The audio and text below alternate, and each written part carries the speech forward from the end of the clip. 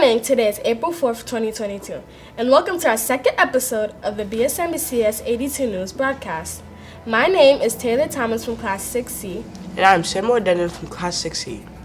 Hope your morning is off to a good start. Thank you for joining us. A lot has happened in the news in the last 2 weeks, so let's get started. Now for today's top stories. Ukraine and Russia have begun on and off negotiations to end a brutal war. Now it's in its third week. But despite signs of progress, Western officials or politicians from the USA and Europe do not think the negotiations will stop the war. The president of Ukraine, Volodymyr Zelensky, has made statements that seem to accept that his country will not be a part of NATO, even though NATO made a promise in 2008 that Ukraine would join. NATO is an organization of European countries that support each other with military efforts. If Ukraine isn't part of NATO, it will be more difficult for them to win this war. Thank you, Taylor, for that report. In national news or news happening in the United States, the Senate must confirm Supreme Court judges. In our country's history, there's only been 3 black or brown judges that have ever been confirmed. All of the judges have been white Americans, and until now, there's never been a black woman as a Supreme Court judge. All this may soon change. We welcome reporter Kaylina to share with us more about the confirmation of Ketanji Brown. Thank you, Samuel. The U.S. Supreme Court is responsible for using the Constitution to ensure U.S. citizens' rights are protected. They have the final word in all legal matters. Before a judge can be on the U.S. Supreme Court, the Senate must approve them to join. In the United States of America, there has been history of scrutiny or being overly critical or suspicious when it comes to approving judges who are black or brown. In 1967, a senator by the name James Eastland asked black judge nominee Thurgood Marshall if he was prejudiced against white people in the South before he was confirmed to be a judge. In 1991, when the Senate was in the process of approving black judge Clarence Thomas, many white people said the only reason why he was selected was because then President George H.W. Bush was filling the court's black seat. Then in 2009, the first Puerto Rican woman nominated to the court, Sonia Sotomayor, faced claims that she was racist because she once said a wise Latina might make better choices than a white man. Today, Ketanji Brown has many white senators questioning whether or not she is smart enough or qualified enough for the position, even though she went to Harvard Law, served as a Supreme Court law clerk, was a federal defense lawyer, and served in the U.S. Sentencing Commission. Although we can be hopeful that she will be approved for the position, our nation's history of discrimination against black and brown people tells us that we should not get too excited. I'm going to still be excited because I still have hope. Let's just see how this confirmation turns out. I'm your reporter, Kaylina. Back to you, Taylor. Thank you, Kaylina. This is an important moment for the United States because it will be the first time a black woman will be granted a Supreme Court seat. Yes, Taylor, she is truly breaking barriers for many women of color, more specifically, black women. In local news, the city is beefing up its efforts to get guns and shooters off the streets. Mayor Eric Adams has set up the NYPD to deploy 5 more of its anti-gun teams to some of the city's most violent neighborhoods. It comes after a particularly violent weekend where 29 people were shot on Friday through Sunday. That's up from 6 people shot on the same 3 days last year. Some 170 officers were part of the initial rollout. There are about 300 more that will be added on a rolling basis as they are trained. Starting Monday, the NYPD will put 5 more neighborhood safety teams on the streets. They'll hold to precincts in Queens, Staten Island, Canarsie, Brooklyn, and 2 in Manhattan. One of the Manhattan precincts is in Harlem and the other is in East Harlem. Sounds like our mayor and police chief want to keep us safe during recess and in our neighborhoods. Yes, let's hope that these police efforts to lead to safer communities. Let's move on to our entertainment news. Joining us now from the entertainment desk is our entertainment reporter, Dezani and Aaliyah. Hi, I'm Dezani Noon from Class 5A. And I'm Aaliyah Robinson from Class 5C. And I'm here with entertainment news. The soundtrack to the Walt Disney animated musical film Encanto surged to #1 on Billboard's 200 albums chart dated January 15. As it said, jumped 7 to 1 on the 6th week on the list. It's the first soundtrack to hit #1 in more than 2 years since Disney owned Frozen 2, chart dated in December 14, 2019. Wow. We don't talk about Bruno Knock. Chill, right out of the park. I know we all love the song. We don't talk about Bruno, no. We don't talk about Bruno. Now for sports. After the 15-seeded Peacock's bounce story Kentucky from the NCAA tournament on March 17th, they calmly exchanged handshakes with the Wildcats before heading over to the opposite sideline to celebrate with a small contingent of true believers. The tiny Gisette school from Jersey City, New Jersey, got 27 points from Dale Banks III as it took down basketball royalty, beating second-seeded Kentucky 85-79 in overtime and sending countless brackets into the digital wastebasket. I'm Aaliyah Robinson. Back to you, Taylor and Sam. Swish. Thank you, Desani and Aaliyah. We are now joined by Wait a minute. We're getting something from our newsroom. On top of our regularly scheduled programming, it wouldn't be the news without reporting on last week's Oscars, which were quite eventful. We celebrate the wins of Afro-Latina Ariana DeBose for Best Supporting Actress in West Side Story, a documentary titled The Summer of Soul about a black music festival, and finally, Will Smith for Best Actor in King Richard. Unfortunately, the strides made in recognizing black talent was overshadowed by the slap heard around the world. Will Smith slapped Chris Rock across the face because he was offended by a joke Rock made that references his wife's hair loss condition. Yes, Taylor, a very disappointing display from Will Smith, although he did release a public apology on Twitter the next day. Now back to our regularly scheduled program. We welcome Fardeen with the weather report.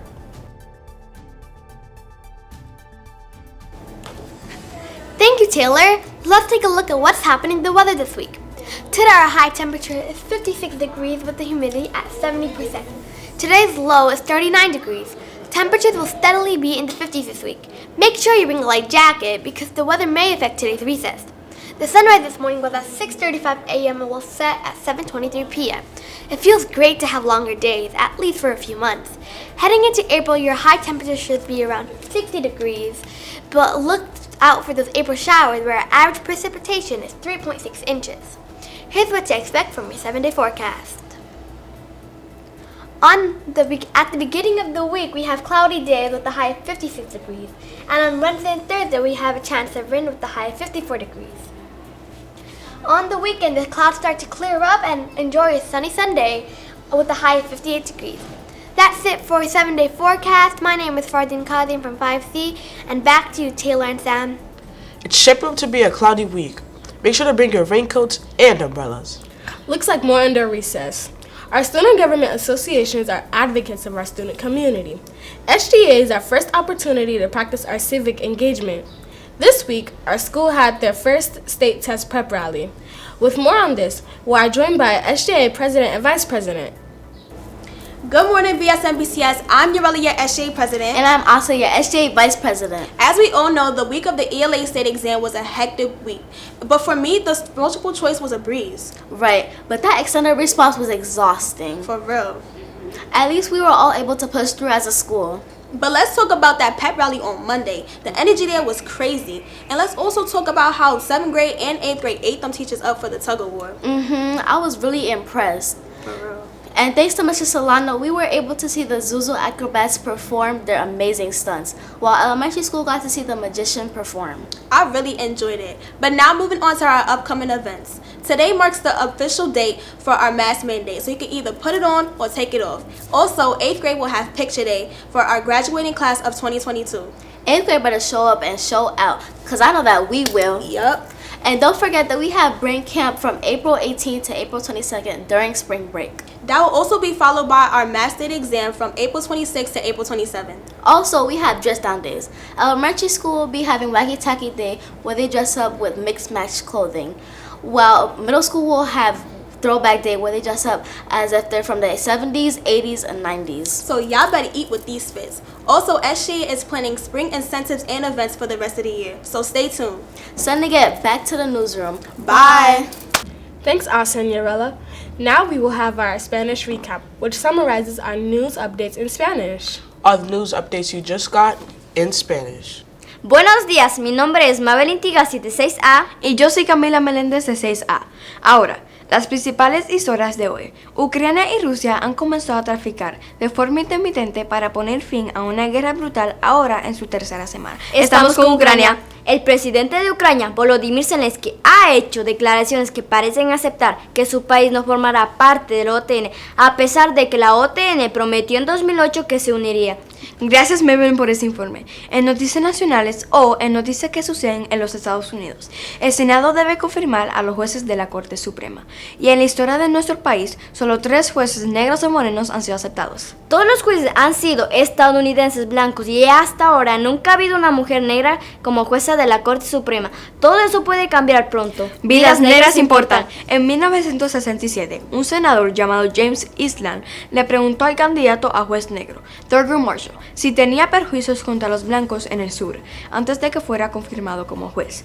Hoy, Ketanji Brown tiene muchos senadores blancos que se preguntan si es o no lo suficientemente inteligente o calificada para el puesto, a pesar de que fue a Harvard Law. Se desempeñó como asistente legal de la Corte Suprema, fue abogada federal de defensa pública y sirvió en Comisión de Sentencias de Estados Unidos. El alcalde Eric Adams dispuso que el Departamento de Policía de Nueva York despliegue 5 equipos antiarmas más en algunos de los vecindarios más violentos de la ciudad. Ay, Dios mío, se dirigían a un recinto en Queens, Staten Island, Canarsie, Brooklyn y 2 en Manhattan. Uno de los recintos de Manhattan está en Harlem Y el otro en East Harlem. This has been your Spanish recap. I'm Camila Melendez. Hi, my name is Bsnbcs. And thanks for listening. And back to Taylor and Sam. Thanks so much for that recap, Camila and Maybelline. I know after our last broadcast, we've gotten a lot of feedback about this segment. And keep up the great work, guys.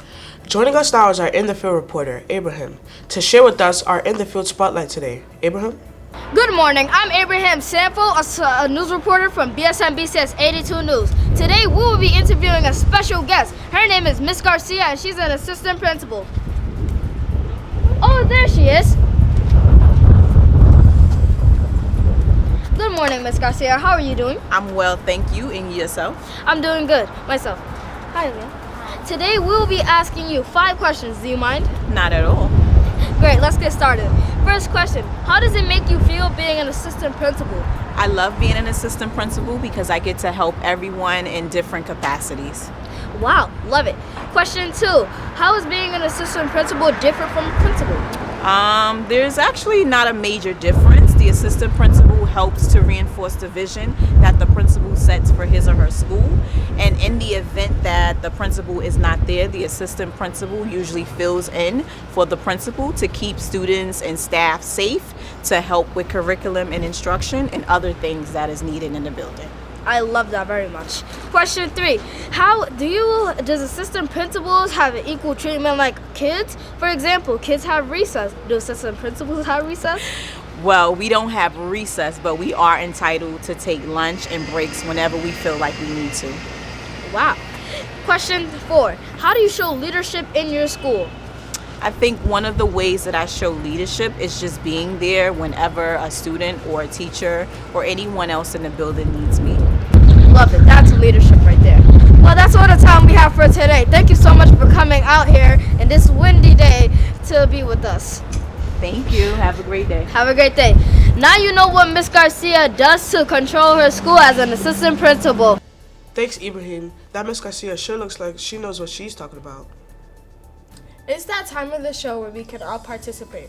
Joining us now are students from Bsnbcs that will lead us in our affirmation today. I am powerful. I am powerful. I am important. I am important. I am determined. I am determined. I am resilient. I am resilient. I was born for a Reason. My life has a Meaning. I was born for a Purpose. It is my goal to Find it. because one day in this world I will make a Difference. turn to your partner, encourage them and say, I believe in you. I believe in you. You believe in yourself. You believe in yourself. Turn to the most important person in the room. Say, I believe in me. I believe in me. I believe in myself. I believe in myself. And don't let nobody tell you different. Thanks for that affirmation. Remember, you all, we will be reciting this affirmation every broadcast. Well, that's our show. Join us in 2 weeks for our next broadcast. Thanks for tuning in. Bye.